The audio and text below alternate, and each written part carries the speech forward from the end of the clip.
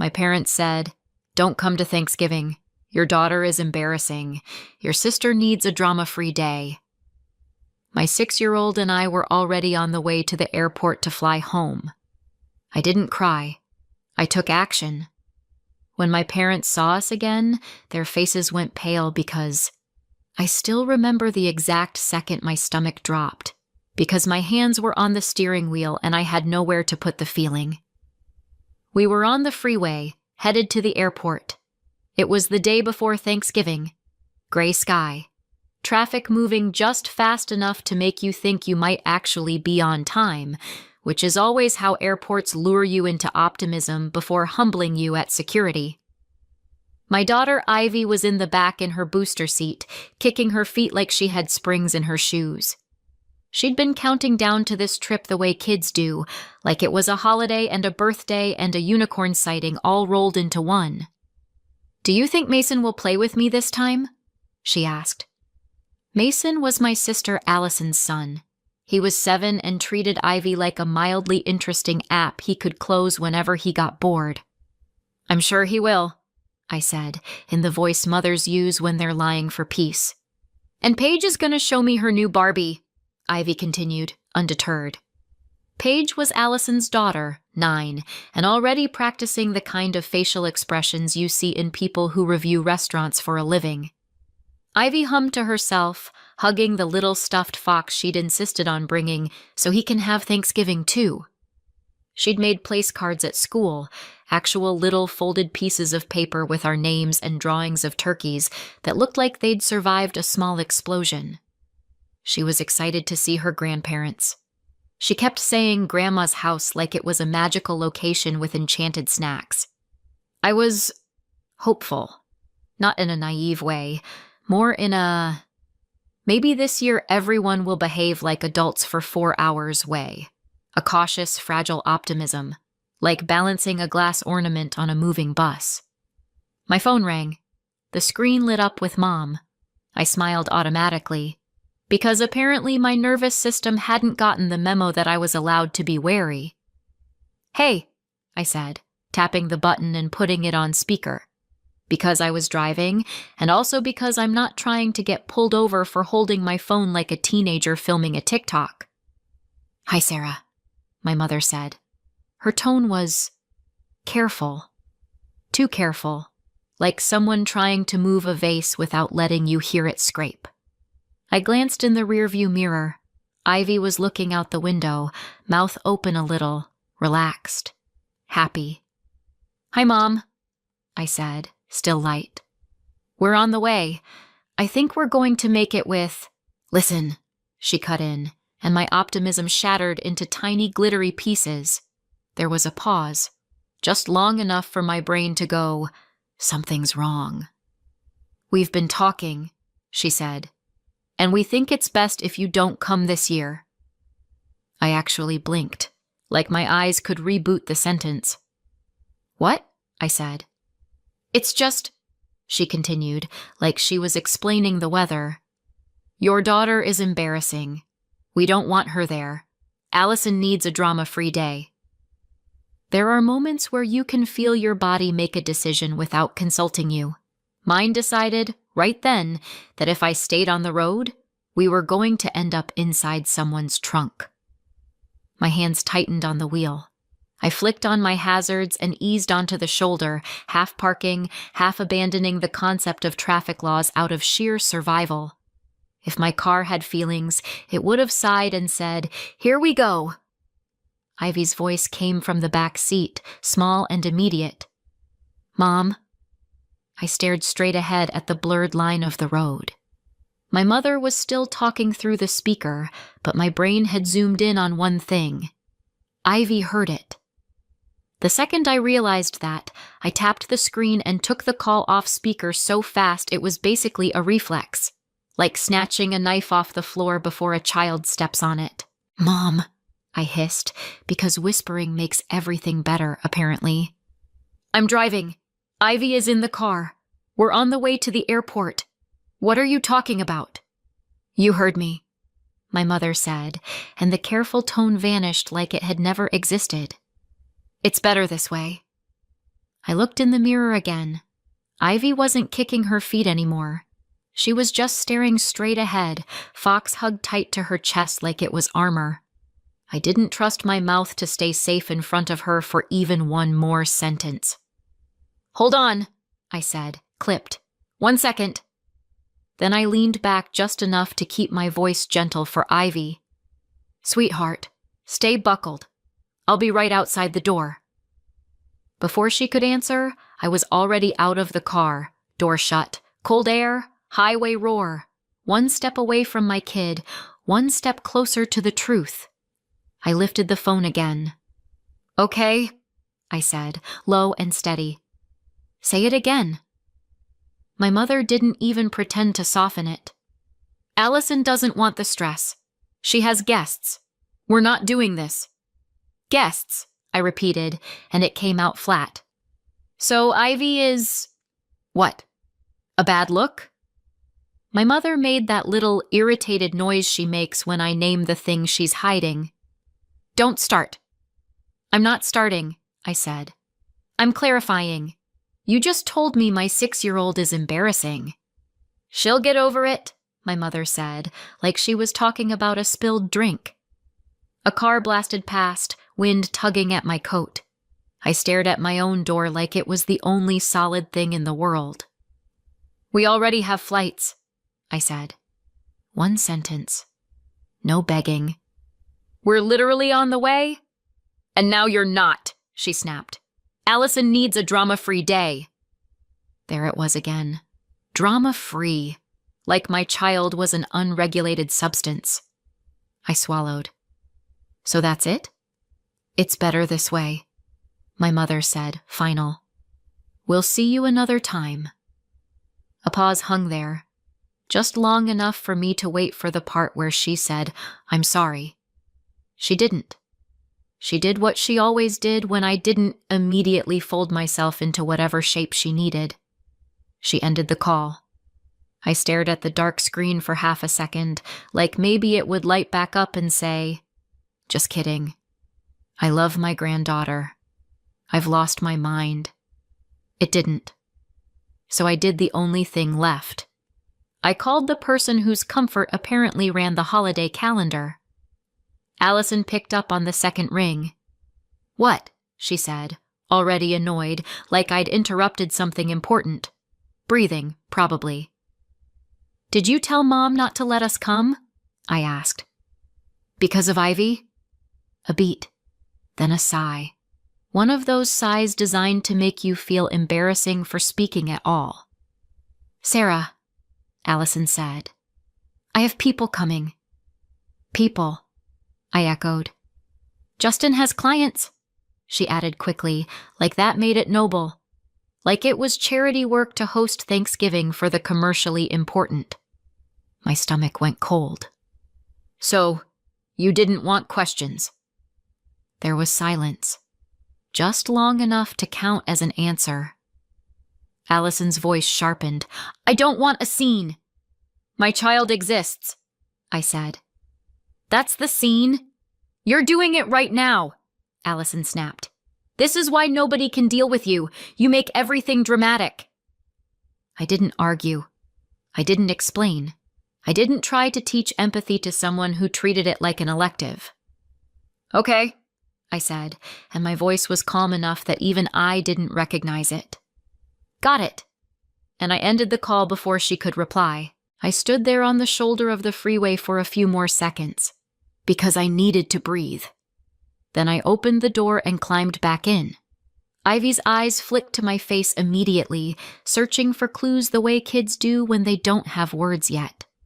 I forced my face into calm, the kind of calm mothers learn in hostage situations. "Hey," I said softly. Ivy didn't hesitate. "They don't want me." My throat tightened. I had a sudden, vivid urge to scream into the steering wheel, but Ivy was watching me, and I had one job. "No," I said automatically. "Don't lie," Ivy said, voice wobbling. "I heard it. Grandma said I'm embarrassing." I sat back and stared at the highway. My hazards blinked, steady and bright, like my car was quietly calling for help. "I'm sorry," I said, and it came out rough. Ivy hugged her stuffed fox tighter, like she could protect it from shame. I stared at the airport signs in the distance, and I realized something with a kind of stunned clarity. I could still make this day about us. I turned the car around. Ivy didn't say anything for a while. That was the scariest part. A quiet 6-year-old is never a good sign. I drove us to an ice cream shop because I didn't know what else to do with a broken heart and a child who still believed in grandparents. "Pick whatever you want," I said. "2 scoops." She looked at me. "Even sprinkles?" "Especially sprinkles," I said. We sat by the window. Ivy stared at her sundae and didn't eat it. Then I noticed the table next to us, an older couple, their daughter, and a little girl about Ivy's age. They were just together. Easy. Like nobody had to earn their place. My throat tightened. I looked away fast, like that would stop it. It didn't. The older woman leaned over, gentle. "Hey, are you okay?" I opened my mouth to say, "Fine." Nothing came out. Ivy sniffed beside me, quiet, like she was trying to be small enough to not cause trouble. The older woman looked from Ivy to me and softened. "Would you two like to sit with us?" Before I could answer, their little girl slid off her chair and walked over to Ivy. "I'm Mia," she said. "Do you like unicorns?" Ivy blinked. "Yeah." "Come on," Mia said, and Ivy followed her to the play corner like her body remembered how to be a kid. The older woman smiled. "I'm Barbara. This is Walter, and that's our daughter, Julia." "Sarah," I said. "And Ivy." Barbara didn't lean in like we were about to do a deep dive. She just nodded toward the play corner where Ivy and Mia were already arguing over a plastic spoon like it mattered. "She's got a good kid vibe," Barbara said, like that was all she needed to know. Walter slid a napkin toward me without making it a thing. Small gesture. Big impact. Julia gave me a quick, sympathetic look and said, "Holidays can be a lot." I let out a breath that wasn't quite a laugh. "That's one way to put it." Barbara watched me for a second, quiet, not nosy, and asked gently, "Are you okay?" I should have said yes. I should have said, "Just tired," and moved on like I always do. But my mouth betrayed me. "Not really," I admitted. And then, because the dam was already cracked, one sentence slipped out. "We were supposed to fly home for Thanksgiving, and my mom called and told us not to come." Barbara's expression changed. Not dramatic, just immediate. "Because of Ivy?" Julia asked, softly, like she already knew the answer, but didn't want to assume. I stared at my hands. "Yeah." Walter's jaw tightened. Barbara's voice dropped, careful. "What did she say?" I hesitated. Then I swallowed. "That Ivy was embarrassing." Nobody spoke for a beat. Barbara didn't ask for a life story. She didn't demand details. She just said, quietly, like she couldn't help it, "How could anyone say that about a child?" And that was the problem. Because the real answer wasn't one sentence. It wasn't just one phone call. And I had no idea where to even start. Barbara and Walter were watching me like they were waiting for the rest of the story, and I realized I'd never actually said it out loud to people who weren't already committed to misunderstanding me. So I did what I always do when I'm about to say something painful. I made a joke. "My family's big on tradition," I said. "Like turkey and stuffing and pretending I don't exist unless my sister needs an audience." Julia let out a short laugh that sounded like it surprised her, like she recognized the coping mechanism. Barbara didn't laugh. Not because she didn't get it, because she got it too well. "You have a sister," she said. "Older," I said. "Allison." Just saying her name made my shoulders tighten. Allison was the right daughter, the one who didn't cause problems, mostly because she never had to ask for anything. It was handed to her like a crown. Growing up, Allison's achievements were framed. Mine were acknowledged, if nobody was busy. If Allison got an A, my parents said, "That's our girl." If I got an A, my parents said, "Good, keep it up." If Allison cried, the house rearranged itself around her. If I cried, my parents said, "Don't start." As adults, Allison married Justin, a man my parents approved of like they were on the judging panel of a reality show called America's Next Acceptable Son-in-Law. Justin shook hands like he meant it. He wore button-down shirts. He laughed at my dad's jokes. He fit into my parents' world like a puzzle piece they'd ordered online. Allison had Mason and Paige, and my parents turned into the kind of grandparents you see in commercials. The kind who baked cookies and posted pictures and wrote captions about blessings. When Mason was born, my mother announced it like the royal family had produced an heir. When Ivy was born, my mother said, "Well, that's going to be hard." I didn't say that to Barbara and Walter. Not yet. Because the thing is, my parents weren't villains in a movie twirling mustaches. They weren't cruel every second. They could be sweet sometimes, in small, confusing bursts. A birthday card, a toy mailed once, a "tell Ivy I love her" tacked onto the end of a phone call like a spare thought. Just enough to keep me hoping. Just enough to keep me trying. Ivy's father, my ex, was a relationship I thought would become a life. He smiled in photos. He could be charming in public. And then, quietly, behind closed doors, the charm curdled. I won't go into details, you don't need them. What matters is, it became abusive. And one night I packed a bag, buckled a much smaller Ivy into her car seat, and drove to my parents' house because I genuinely thought this is what family is for. I pictured a door opening and my mother pulling me in and saying, "You're safe." What I got was my mother looking at the bag and saying, "Are you sure?" And my father, half awake, blinking at me like I'd shown up with a raccoon. "He seemed fine," my mother said. "You've always been sensitive, Sarah." Sensitive. Another family motto. I told them the truth as carefully as I could. I said, "He's not who you think he is." And my mother said, "Don't dramatize." They let us stay. That's the part I used to focus on, like it excused everything else. But staying felt like living inside a warning label. Nobody screamed at me. Nobody threw us out in the snow. It was subtler than that. It was the way my mother would sigh when Ivy cried like the sound was personally offensive. It was the way my father would look at the TV when I talked, as if eye contact might obligate him to care.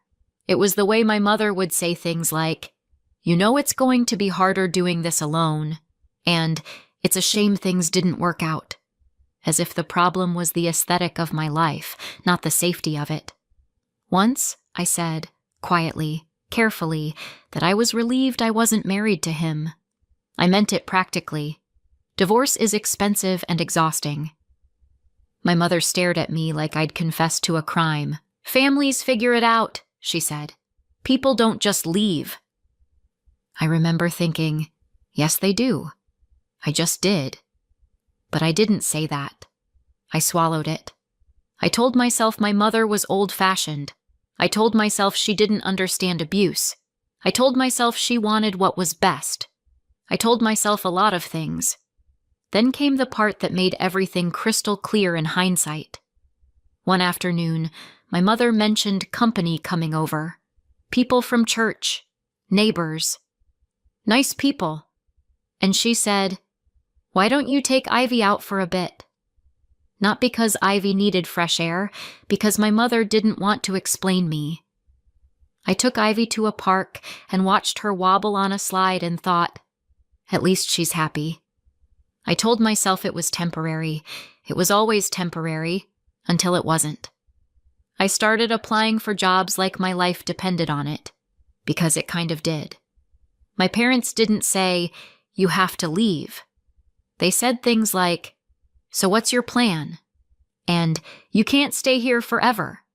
And "You don't want to get stuck."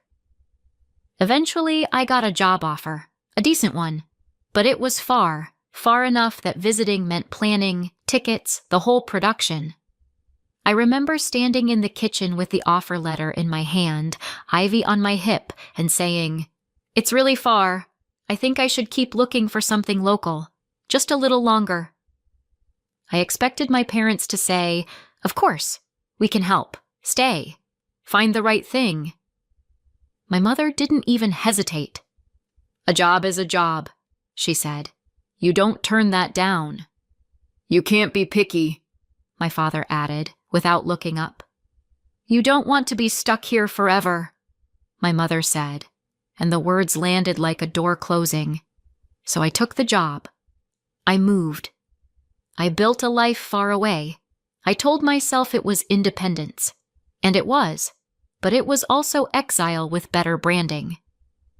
Despite everything, Ivy kept asking about her grandparents, mostly because other kids talked about theirs, and she wanted to belong. So when my mother called her embarrassing, it didn't just hurt me. It hit Ivy. And that was the final straw. I could swallow shame aimed at me, but I wasn't going to teach my daughter to swallow it too.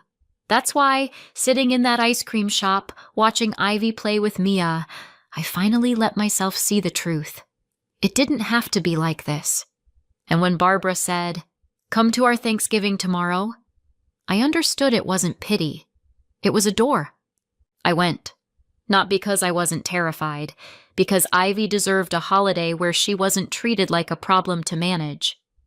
Barbara's house smelled like actual Thanksgiving. Roasting turkey, butter, cinnamon, something baking that made the whole place feel warm before anyone even spoke to you.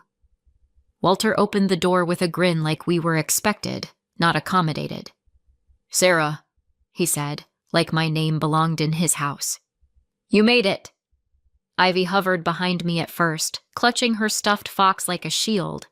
Then Mia appeared and said, "You're here!" Like it was the best news of her life.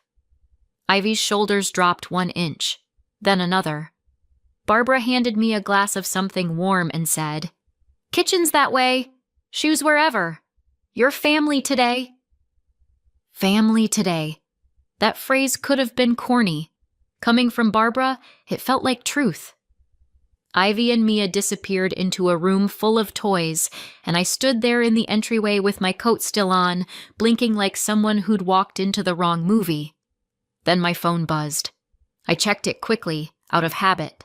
Like maybe the universe would send me an apology text and I could go back to believing in magic. It was Facebook. And there it was. A photo of my parents at the table with Allison and Justin, Mason and Paige, all smiling, posed, perfect. The kind of picture that screams, "We are grateful. We are blessed. We are also very good at angles." The caption was something about family and nothing like time with the grandkids. Hearts, comments, people saying, "So beautiful," and "Love this." There was no mention of me, no mention of Ivy, not even a polite lie like missing someone, just clean erasure. I stared at it for a long second, and something in me went very still. Not sad, not shocked, just done. I slid my phone back into my pocket and walked into Barbara's kitchen, where Julia was stirring something on the stove and Walter was carving something like he took it personally. Barbara glanced at my face and didn't ask. She just nudged a plate toward me and said, "Sit, eat while it's hot." And here's the thing. I didn't cry, not because I wasn't hurt, because I finally understood that my tears were wasted on people who used them as proof I was dramatic. So I took action. It wasn't dramatic action. It wasn't revenge. It was a quiet internal decision so firm it felt like steel. Ivy would never audition for love again. Later, while we were eating, Ivy leaned toward me and asked, very softly, Mom, do you think Grandma will ever want me? My fork paused in midair. Across the table, Barbara didn't look at me. She didn't need to. I could feel her listening. I forced my voice into calm. You are not the problem, I said. Not ever. Ivy nodded like she wanted to believe me, but wasn't sure she was allowed to. Julia reached over and slid Ivy an extra roll. No fuss. No poor baby. Just, here. You're included. After Thanksgiving, my parents didn't text. I didn't text. Days turned into weeks. Weeks into months.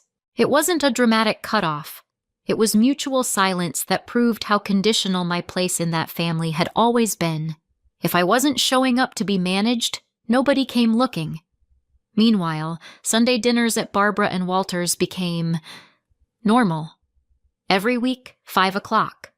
Like a standing appointment with safety.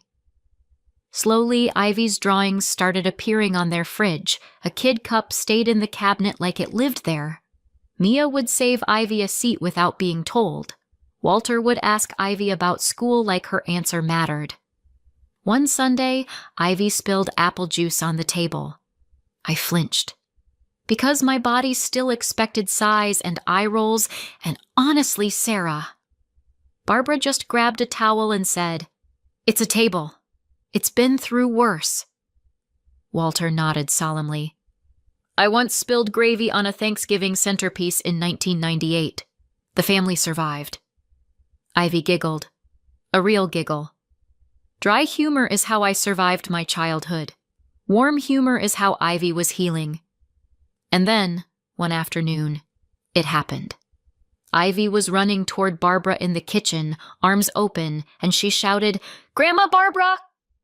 I stopped breathing. Because I expected correction. I expected discomfort.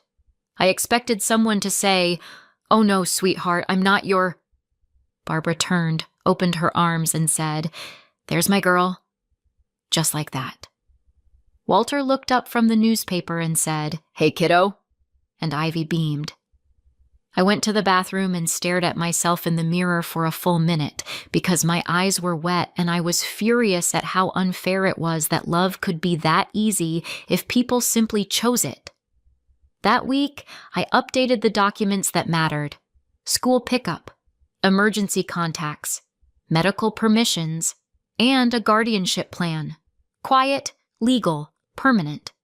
If anything happened to me, Ivy would go to Barbara and Walter. Not my parents, not Allison, not Justin. It was the most adult sentence I'd ever written, and my hand didn't shake once. Julia and I got closer too. Not in a sit and discuss our feelings for 3 hours way. In a real-life way. We swapped childcare once. Then again, we vented while the kids played. It started to feel like sisterhood without either of us naming it. Then Julia invited me to a single-parent play meetup she ran once a week at a community center. "It's low stakes," she promised. "Kids play. Adults pretend they remember how to socialize." That sounded like my kind of nightmare, so I went. And that's where I met Lucas. He walked in with a little boy, Leo, who had a cowlick and the serious expression of a child evaluating whether this place had snacks. Lucas wasn't flashy. He didn't walk in like he was auditioning to be everyone's favorite dad. He just noticed things. He held the door for a mom juggling a stroller. He picked up a dropped sippy cup like it wasn't beneath him. He nodded at Ivy like she was a person, not an accessory to me. It didn't happen all at once. Lucas became a steady part of our routine, then our life. Ivy and Leo clicked. Sundays at Barbara and Walter's became normal. A year passed, quiet, solid, and somehow, without fanfare, we ended up planning a wedding. 1 year after the Thanksgiving that started it all, my life looked nothing like it used to. I was engaged to Lucas. Ivy had Leo and Mia like built-in best friends. Barbara and Walter weren't nice people we met once. They were family. My biological family had been silent for a year, so when Mom's name lit up my phone, I stared at it like it might bite. Lucas looked up. You okay? Define okay, I said, and answered. Sarah, my mother said, careful, controlled. The same tone from the highway. I hear you're getting married. Yeah. A beat. Then the real reason. Where is our invitation? I kept my voice calm. You're not invited. Silence. Then outrage, like I'd broken a law. What do you mean you're not inviting us? I mean exactly that. This is ridiculous, she snapped. What was ridiculous, I said, was you calling my 6-year-old embarrassing. Don't start, she warned. I almost laughed. Muscle memory. I'm not starting, I said. I'm finishing. She hung up. Then the pressure came in waves. Calls, texts, relatives I hadn't heard from in years suddenly discovering my number like it was a hobby. You can't not invite your parents. Be the bigger person. Family is family. I explained once. One sentence to one person. They rejected Ivy. She heard it. The line went quiet after that. Then the voicemail arrived. We're coming anyway, my mother said, tight and satisfied, like she'd solved a problem. Allison texted, You're being dramatic. This is why nobody can deal with you. Lucas listened to it all, jaw tight. You're not crazy, he said quietly. Thank you, I said. I'd like that embroidered on a pillow. We arranged security for the wedding. One rule, no exceptions. No one approaches Ivy. Wedding day arrived. I was getting ready with Julia fussing over a curling iron, Barbara fixing Ivy's dress, and Walter standing nearby pretending he wasn't emotional. Ivy spun. Do I look fancy? You look like trouble, Julia said fondly. The best kind. Barbara smiled at Ivy. Our girl. Walter cleared his throat. Ready, kiddo? Then the coordinator stepped in. Sarah, your parents are here, and your sister's family. My pulse spiked. Lucas was instantly beside me. Want them removed? I looked at Ivy, bright dress, little bracelet, 6-year-old heart still healing. I wasn't risking a shouting match with Ivy within earshot. No, I said. Let them in. Back row. Away from Ivy. If they move toward her, stop them. The coordinator nodded and disappeared. Walter offered his arm. His hand was steady. That was the whole point. I stepped into the aisle. They were in the back. My mother stiff, my father shrinking, Allison scanning the room like it was a performance review, Justin leaning back like he belonged, Mason and Paige bored already. My biological father didn't stand. Walter did. Walter walked me down the aisle like he was honored to be there, like I mattered. Lucas waited at the altar, eyes locked on me, the kind of gaze that says, I choose you. I choose your child. And we got married. My biological family watched from the back like people who'd shown up too late to matter. At the reception, Ivy was safe at the kids' table with Mia and Leo. That was all I cared about. Then the DJ tapped the mic.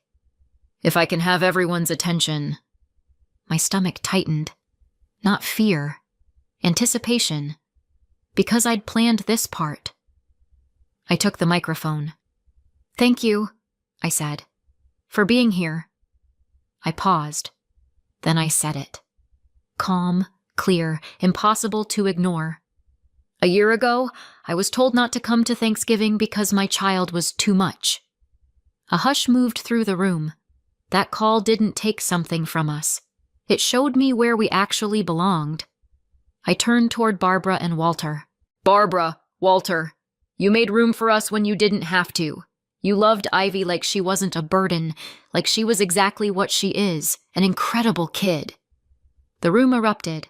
Applause, whistles, people standing. Barbara stood, overwhelmed. Walter stood beside her, face red and proud. Julia, I added, you became the sister I always needed. More applause. Then I looked at the back row. My mother's face had gone blank. Allison looked stunned. Justin's smile was gone. My father stared at his hands. Their faces were pale because now the room knew. Now the story belonged to me. I handed the mic back and stepped into Lucas's arms. For one perfect second, it was mine. Then my mother shoved her way through the crowd. "What did you just say?" she hissed. "The truth," I said. "You humiliated us," she snapped. "You humiliated a 6-year-old.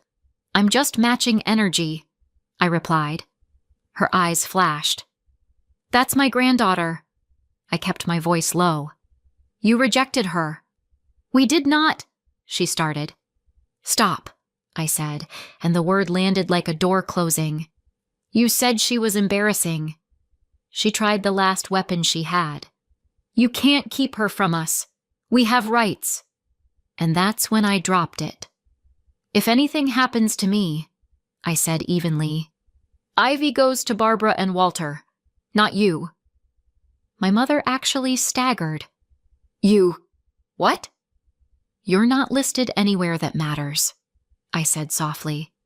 My father's eyes filled. Allison looked furious. My mother spun toward Ivy like she could still reclaim something. "There you are," she called, voice suddenly sweet. "Come here, sweetheart." Security appeared instantly and blocked her. Walter stepped in too, quiet, immovable. Julia was already moving Ivy away. Barbara reached her first, calm and practiced, like this wasn't the first time she'd protected a child from grown-up chaos. My mother's voice rose. "This is my family." Walter's voice stayed low. "Not today."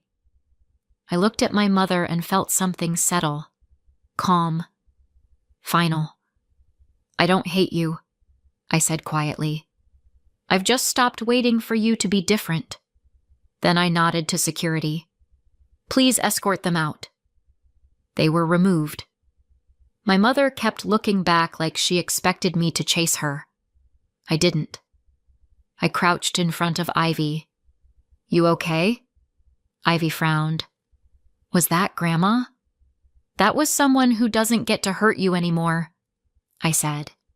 Ivy blinked, then asked, "Can I have cake now?" I let out a shaky laugh. "Absolutely." And I went back to my wedding. The next morning, my phone was full of messages from people who cared more about tradition than a child's feelings. I deleted them. Then one message came in from Aunt Denise. "I heard what happened. I'm proud of you. Protect Ivy. You're doing the right thing." I stared at it for a long time. Then I typed back, "Thank you." And for the first time in my life, I meant it when I thought, I'm free. So what do you think? Did I go too far? Or was this the only way to protect Ivy? Tell me in the comments and subscribe for more stories.